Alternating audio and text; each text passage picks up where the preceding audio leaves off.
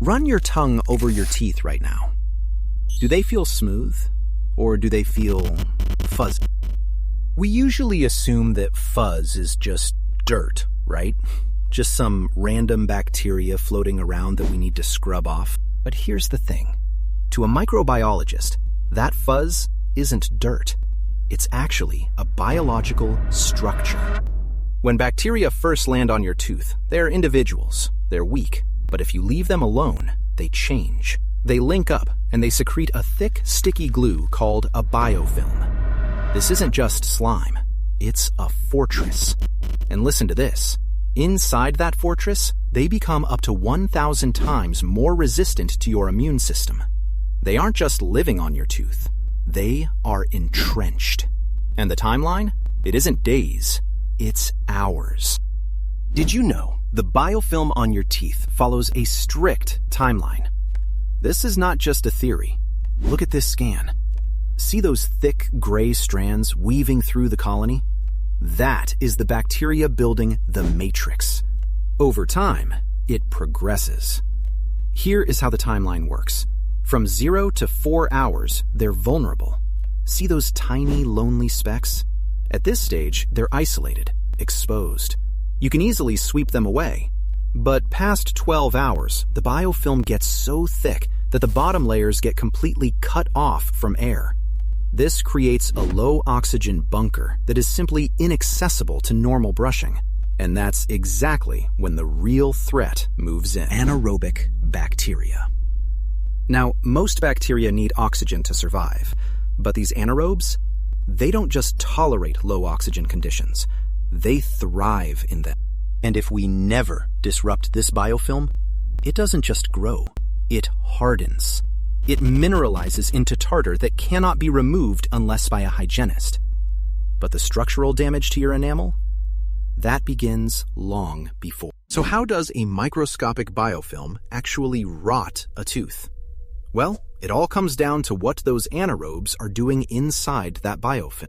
They devour the sugars and carbs from our diet, and they release a corrosive acid. And because they're hiding under that waterproof biofilm shield, the acid has nowhere to go. It's pinned, trapped directly against your enamel, burning straight down into your tooth. It is actively dissolving enamel. So what makes the enamel special? Your enamel isn't just a surface. It is a crystalline fortress. We are talking about rows of calcium locked into a perfect hexagonal lattice. That geometry? That is your armor. But even the strongest armor has a flaw. A chemical Achilles heel. Acid. So if the acid is that corrosive, why don't our teeth just dissolve? Because your saliva, it fights back. It is constantly flooding the area with fresh calcium, essentially patching those soft spots before they become a problem. But here is the catch. That patch, it is not instant.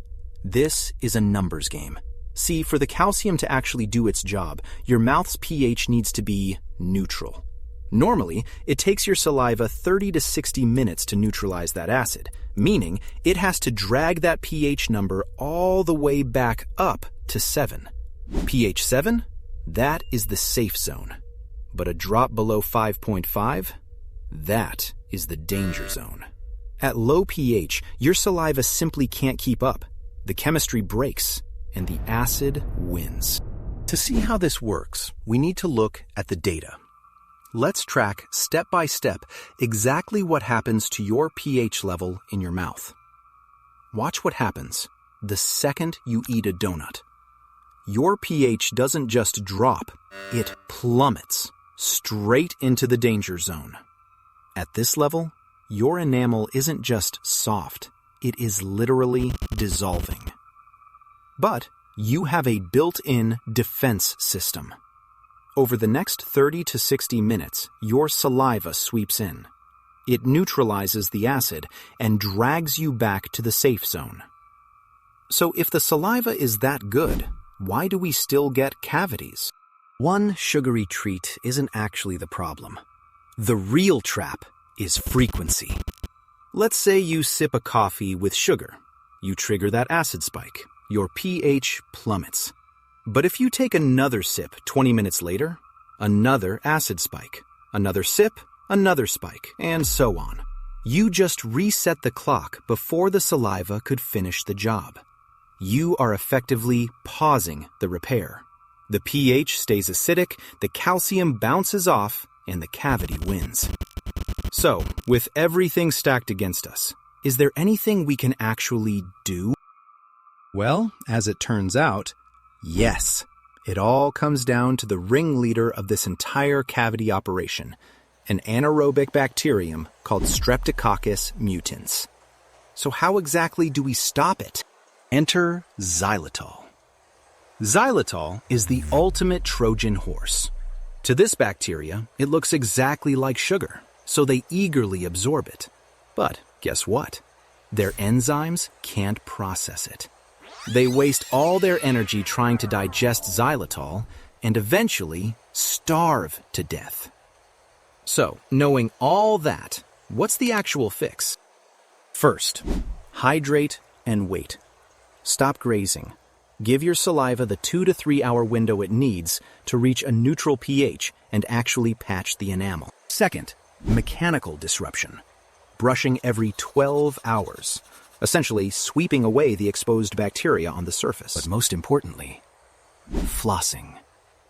See, it isn't actually about getting the food out. It's about breaching those deep bunkers that your brush simply cannot reach. Because oxygen, it instantly kills those cavity-causing bacteria. Third, xylitol after meals. Pop a xylitol mint right after eating, while the acid is still fresh. See, you're not just freshening your breath, you are starving the bad bacteria. Because at the end of the day, we aren't just cleaning. We are managing a biological system. Breach the biofilm, protect the chemistry, and give your mouth, finally, the time it needs to heal.